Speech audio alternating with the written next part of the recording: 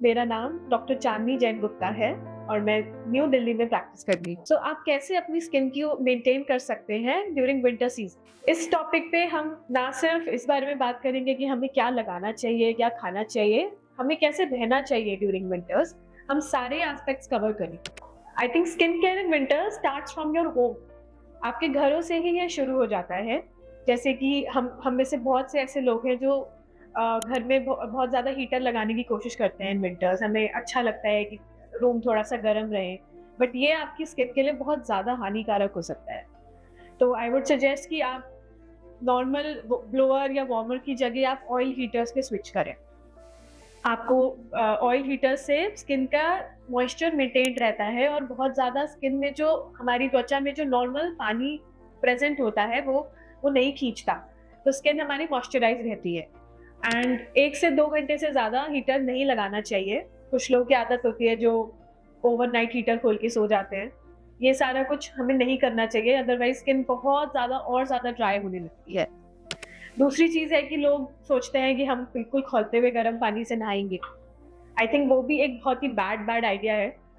बहुत ज़्यादा गर्म पानी नहीं होना चाहिए। Water should always B lukewarm water. पानी के बाद अब हम बात करते हैं कि हमें कैसे सोप्स का यूज़ करना चाहिए। सो मार्केट में आजकल एक wide variety of soaps available है, which are some are harsh, some are soft. So harsh soaps का इस्तेमाल विंटर्स में तो बिल्कुल भी नहीं करना चाहिए। समर्स में तो still you can afford to use some part, but in winters harsh soap से आपकी स्किन और ज़्यादा ड्राई हो जाती है, मॉइस्चर एकदम स्किन का गायब हो जाता है। आजकल कुछ ऐसे सोप्स अवेलेबल हैं जिन्हें हम सिंथेटिक बार्स बोलते हैं। अगर आपको मार्केट में ऐसे समझ में नहीं आता है और आप नहीं ले पाते हैं, तो आप अपने डर्मेटोलॉजिस्ट को कंसल्ट कर सकते हैं and they can tell you about these synthetic bars. So these synthetic bars they help in maintaining the pH of your skin. So अगर एक बार आपकी स्किन का पीएच और सोप का पीएच मैच करता है, तो आपकी स्किन की ड्राइनेस होने के चांसेस बहुत कम होते हैं।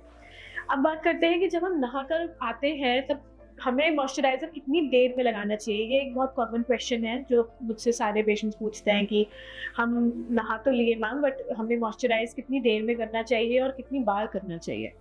सो moisturization should start within 2 to 3 months after you take bath. So 2 से 3 मिनट के अंदर अगर आप पूरी एक नम बॉडी के ऊपर, मॉइस्ट बॉडी के ऊपर, पूरी बॉडी पे अगर मॉइस्चराइज़ कर लेते हैं, तो वो मॉइस्चराइज़र सील हो जाता है, बॉडी में लॉक हो जाता है और उसको लूज़ करने के चांसेस बहुत कम हो जाते हैं। और आप जैसे विंटर्स में मल्टीपल लेयर्स आप पहन लेते हैं, तो वो मॉइस्चराइज़र बना रहता है। शाम को अगर आप दोबारा एक बार क्रीम और लगाएँगे, तो that can maintain the moisturization of your skin. बहुत ज़्यादा आपको बार-बार लगाने की ज़रूरत नहीं पड़ेगी। इम्पॉर्टेंट चीज़ है कि आप मॉइस्चराइज़र में क्या-क्या देखें, को ये कैसे सेलेक्ट करें कि हमारे लिए कौन-सा मॉइस्चराइज़र बेस्ट है। So every skin type is different, rest every moisturizer is also different. According to different skin types, there are different moisturizers. यहाँ पे मैं खाली फोकस अभी ड्राई स्किन पे करूँगी, क्योंकि विंटर्स में सबका मेन कंसर्न यही है होता है कि ड्राइनेस ज़्यादा हो रही है। So in dry skin, you have to look for certain ingredients as in shea butter, cocoa butter, mango butter, paraffin based, glycerin based. ये एक ऐसे कंपोनेंट्स हैं जिनसे कोई भी मॉइस्चराइजर की लॉन्जेविटी या फ्लूइडिटी बढ़ जाती है और एब्जॉर्बिंग पावर बढ़ जाती है। तो you should always look for these composition. अगर आप किसी डॉक्टर को कंसल्ट नहीं कर पा रहे हैं, खुद कुछ खरीद रहे हैं, तो ये सारी चीज़ें देख कर ही लेना चाहिए। एक इम्पॉर्टेंट क्वेश्चन आता है, क्या कोल्ड क्रीम्स इफेक्टिव होती है विंटर्स के लिए? इसका आंसर है नो। कोल्ड क्रीम्स एक मिथ है। कोल्ड क्रीम जैसा कोई एक स्पेशल क्रीम विंटर्स के लिए नहीं बनी है। सो अपना टाइम या पैसा उस पर आप बर्बाद ना करें। कोल्ड क्रीम्स कुछ फ़ायदा नहीं करती हैं स्किन के लिए। अब हम बात करते हैं कि हमारा खान पान कैसा होना चाहिए। सो पीने के लिए तो यू नो कि पानी से अच्छा कुछ भी नहीं। आपको कम से कम 4 से 8 ग्लास पानी रोज़ पीना ही पीना चाहिए, और विंटर्स में स्पेशली पानी का कंजप्शन थोड़ा बढ़ा देना चाहिए, क्योंकि एज आई सेड कि ड्राइनेस बहुत ज़्यादा रहती है। सो पानी से क्या क्या फ़ायदे हैं? तो जैसे मैंने पहले मेंशन करा कि हमारी बॉडी का एक सर्टेन पीएच होता है, तो पानी उसको मेंटेन करने में हेल्प करता है। बॉडी में हमारी इतनी सारी मेटाबॉलिक रिएक्शंस होती है, सारा टॉक्सिन फ्लश आउट करने में पानी बहुत ज़्यादा मददगार होता है। इसके अलावा खाने में जो मोस्ट इम्पॉर्टेंट फ्रूट्स या वेजिटेबल्स आप इंक्लूड कर सकते हैं, वो एक avocados, which is a very very good source of vitamin E and vitamin सी।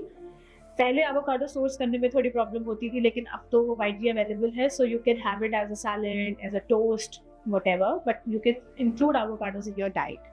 आप आंवला इंक्लूड कर सकते हैं, आमंड्स इंक्लूड कर सकते हैं, sunflower seeds, walnuts, all these things are very very rich in moisture.